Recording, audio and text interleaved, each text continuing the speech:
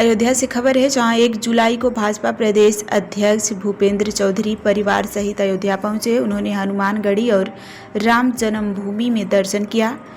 राम मंदिर निर्माण के बाद यह उनका पहला दर्शन था। वे मेयर गिरीशपति त्रिपाठी के आवास पर भाजपा कार्यकर्ताओं से भी मिले। चौधरी ने कहा कि प्रधानमंत्री का संकल्प है कि देश को आस्था, परंपरा और संस्कृति के आधार पर आगे बढ़ाना है। भाजपा ने 11 वर्षों में सरकार का रिपोर्ट कार्ड जनता के बीच रखा है और पार्टी हमेशा चुनावी मोड में रहते हुए कार्यकर्ता आधारित संगठन पर कार्य कर रही है। इटावा घटना पर उन्होंने कहा कि अखिलेश यादव पर समाज को बांटने वाली राजनीति का आरोप भी लगाया और कहा कि जनता विपक्ष के मंसूबों को समझ चुकी है। कांवड़ मार्ग पर दुकान की नेम प्लेट को लेकर दिग्विजय सिंह के बयान पर कहा कि यह संवैधानिक व्यवस्था है, पहचान छुपाकर कार्य नहीं होना चाहिए। अंत में उन्होंने अखिलेश यादव को जन्मदिन की हार्दिक बधाई दी और उनके दीर्घ आयु की कामना भी की। आप अयोध्या आए, राम दरबार का दर्शन किया, कैसा लगा? हमारे लिए और सभी सनातन धर्म में आस्था रखने वाले लोगों के लिए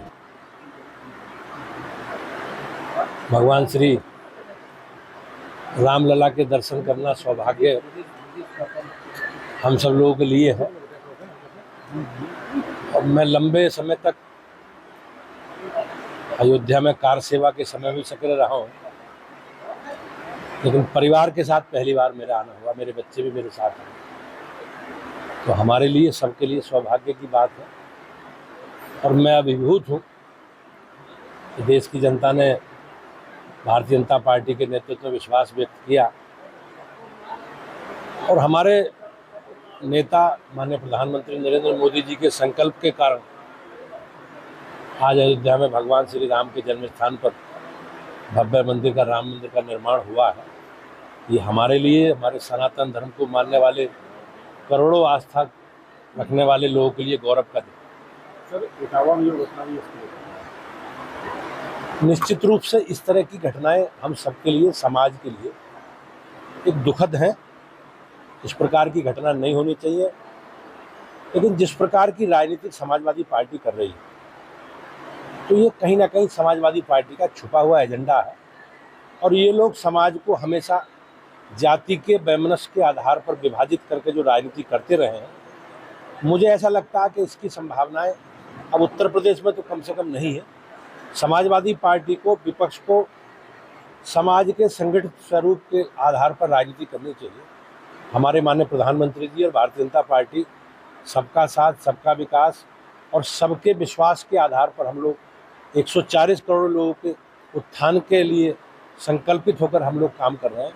लेकिन ये लोग समाज को जातीय वैमनस्य पैदा करके राजनीति करने का प्रयास कर रहे हैं। सर, प्रयागराज में भी भीम आर्मी बना नहीं, इस प्रकार की अराजकता किसी के लिए भी ठीक नहीं है और मुझे विश्वास है कानून अपना काम करेगा। जिसमें मायावती ने भी प्रेस किया था, प्रेस करके कहा है कि झुग्गी झोपड़ी का कोर्ट का सहारा लेकर के झुग्गी झोपड़ियों को हटाया जा रहा, गिराया जा रहा है।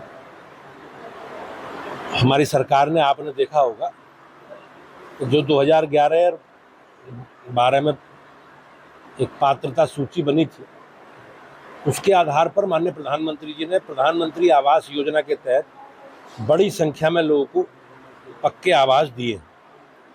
जहां तक अतिक्रमण वाला विषय है, अगर कहीं न किसी ने अतिक्रमण किया है, अवैध कब्जे हैं, तो निश्चित रूप से सरकार उसके खिलाफ कार्रवाई कर रही है। जो विद्यालय मर्ज किए जा रहे हैं, अगर बात की जाए तो लोग परेशान है, जो विद्यालयों को मर्ज किया जा रहा है। सरकार गुणवत्ता परक शिक्षा हो, इसके लिए प्रयास कर रही है और मुझे ऐसा लगता है कि सरकार पारदर्शी व्यवस्था के साथ शिक्षा की गुणवत्ता को और बेहतर करने के लिए कदम उठा रही है।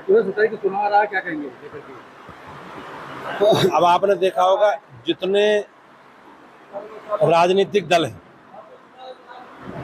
भारतीय जनता पार्टी के कार्यकर्ता, हमारा एक विचारधारा से जुड़े लोगों का समूह है हमारी पार्टी, और हम लोग लगातार जनता के दुख दर्द में अपने संगठनात्मक कामों के माध्यम से, और हम सरकार में हैं, जनता ने हमें चुना, हमारे लिए सौभाग्य की बात है, तो हम अपनी सरकारों का बीच बीच में भी लेखा जोखा, अपने कामकाज का रिपोर्ट कार्ड जनता के बीच में रखते हैं। आपने देखा होगा अभी माननीय प्रधानमंत्री जी के नेतृत्व में सेवा, सुशासन और गरीब कल्याण को समर्पित 11 वर्ष के उपलब्धियों का लेखा जोखा लेकर हम जनता के बीच में गए हैं। तो हमारी पूरी तैयारी है और निश्चित रूप से मुझे विश्वास है कि काठ की हांडी बार बार चढ़ती नहीं।